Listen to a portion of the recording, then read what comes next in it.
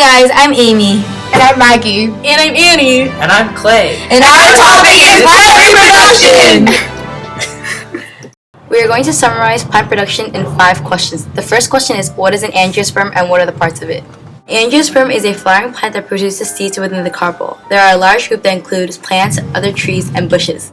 The carpel consists of 3 segments, the style, ovary, and the stigma.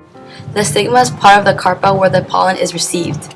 The stigma is where the pollen germinates after the pollen lands on it. The style connects the stigma and the ovary and is also where the pollen tube grows.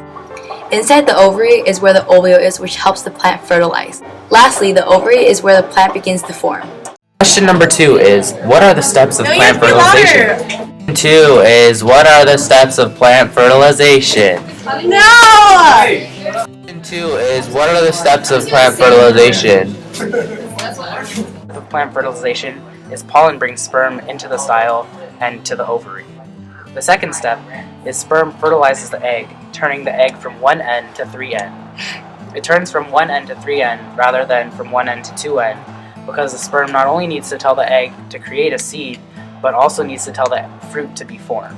The third step of plant fertilization is fruits containing the fertilized eggs or seeds are eaten by animals, which proceed to excrete the seeds back into the soil.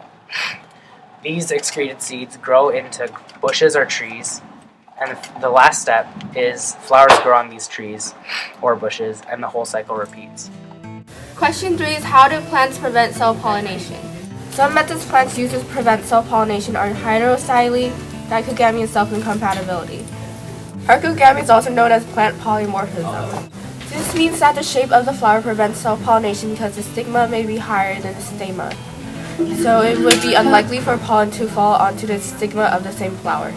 As you can see in these different flowers, the position of each carpel and stigma varies. Pin flower has a botany in which the stigma are above the anthers.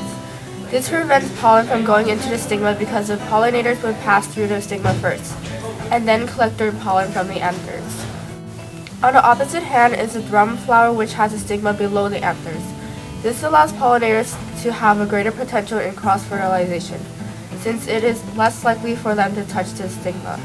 Another method is dichogamy. It has something to do with time and how pollen and the stigma mature at different times. If the stigma matures faster than the carpel, then it will have a higher chance to fertilize with a carpel from another flower compared to its own. There are 2 different types of dichogamy, protandry and protogyny. Protogyny is when the carpel matures faster than the stigma. Protandry is when the stigma matures faster than the carpel. And finally, the most common method that plants prevent self-pollination is self-incompatibility, which is when a plant can recognize its own pollen because of the S gene, so that pollen from the same plant is unable to fertilize an egg.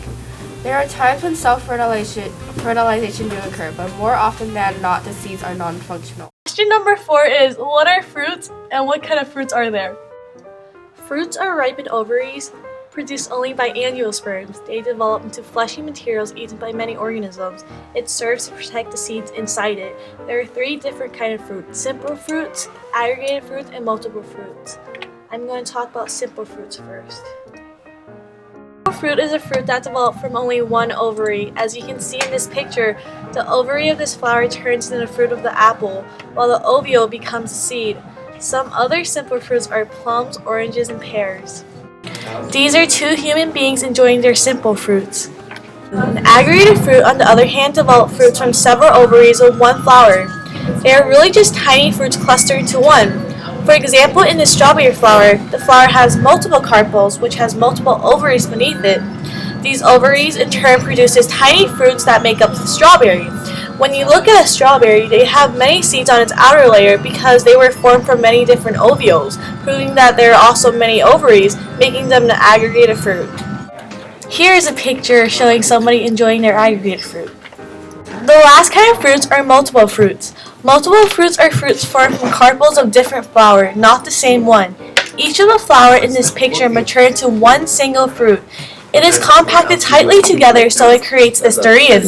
This is why multiple fruits like durians, pineapples, and figs have spikes on its outside because it is the residue of the different flowers that form the fruit.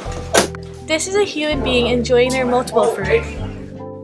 The last question is, what methods do plants use for seed dispersal? 3 ways to disperse seeds are animal, wind, and water. The first example is animal dispersal. As Clay eats his orange, his digestive system will turn the remains of the orange into poop. And he will release that poop in the toilet. The poop he releases contains the seeds of the orange, which will be dispersing somewhere down the drain. The water from his toilet will help flush the seeds out into the world, while the wind will carry it into the unknown. Please enjoy this picture of Clay aiding in the process of seed dispersal. Bye! Thanks for watching our reproduction video. Plant production in 5 questions. The first question is, what is an angiosperm? Archogamy is also known as plant polymorphism. I'm Maggie. And I'm